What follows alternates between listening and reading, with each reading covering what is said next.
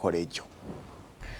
Obugenyi buno obwa Sabbiiti ennamba omumyuka asooka wa Katikkiro Oweekitiibwa Profesa Hajji Twaha Kigongo Kaawaase yawerekerwako Minisita w'Ebyettaka, Obulimi n'Obulunzi era avunaanyizibwa ku butonde bw'ensi Oweekitiibwa Mariam Mayanja nga bano Omutanda yasiima abakiikirira Obwakabaka ku mikolo egiyitibwa Dabal mu lubiri lwa Emil Owekano Alhaji Aminu Ado Bayero mu ggwanga erya Nigeria.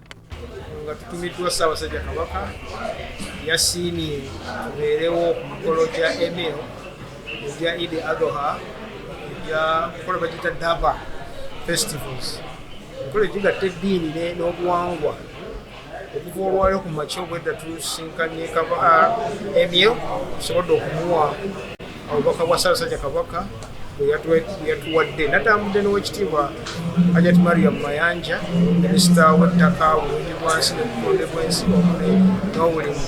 Ku mukolo guno Oweekitiibwa Kaawaase akwasizza omukulembeze w'ennono e Nigeria Emil Owekano obubaka obwavudde embuga era n'amunnyonnyola ku ngeri Obwakabaka gye bweyambise ettutumu lya Ssaabasajja okukola emikago egy'enjawulo okuwagira enteekateeka z'Obwakabaka n'okukulaakulanya abantu be. Omukolo guno gukulemberwamu omukolo omukulu nga guno gwe gw'okuvuga embalaasi era nga gwetabwamu abalangira n'abambejja ne Emil mwennyini nga wano Oweekitiibwa Kaawaase agugeraageranyizza n'emisinde gya Ssaabasajja Kabaka egikuŋŋaanya abantu b'abeene okuva mu bitundu by'eggwanga eby'enjawulo bw'atyo n'atendereza obumu obwoleseddwa kyagambye nti singa bano bagenda nakyo mu maaso kyakutumbula enkulaakulana.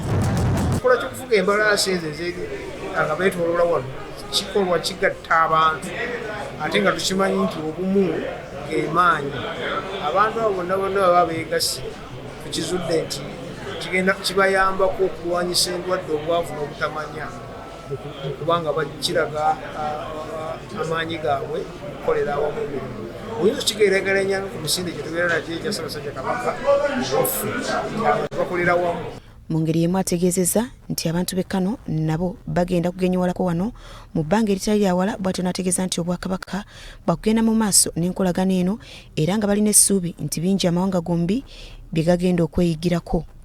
Tusuubira birungi byereere bye tuyize wano tujja balabirako nabo bajja tulabirako bingi bali tebamanyi tubirina ewaffe beeyamye okuba nti bajja tukyalira okujja okwevula okulaba ebigenda mu maaso. Twebaza nnyo Ssaabasajja Kabaka eyatutuma era tukyali ku bugenyi buno. Obugenyi buno bukyagenda mu maaso paka ennaku z'omwezi 4 tukyali wano era tukyayiga. Ayi Katonda kuuma Ssaabasajja Kabaka. Omukolo guno gwetabiddwako abagenyi abalala ab'enjawulo okuva mu mawanga amalala era nga gukolebwa mu masaza ag'enjawulo e Nigeria mu biseera bya Eid zombi okuli Eid al-Fitr ne Eid al-Adha wabula nga guzingiramu ennono z'eddiini n'obuwangwa. Farida Nakayiza, BBS Terefayina. Ye Minisita w'abavubuka emizannyo n'okwewummuza mu Bwakabaka Oweekitiibwa Henry Ssekabembe Kiberu akubiriza abaana bulijjo okufaayo ennyo okulabirira bakadde baabwe nga bakuza emyaka obanga bafunye obukozi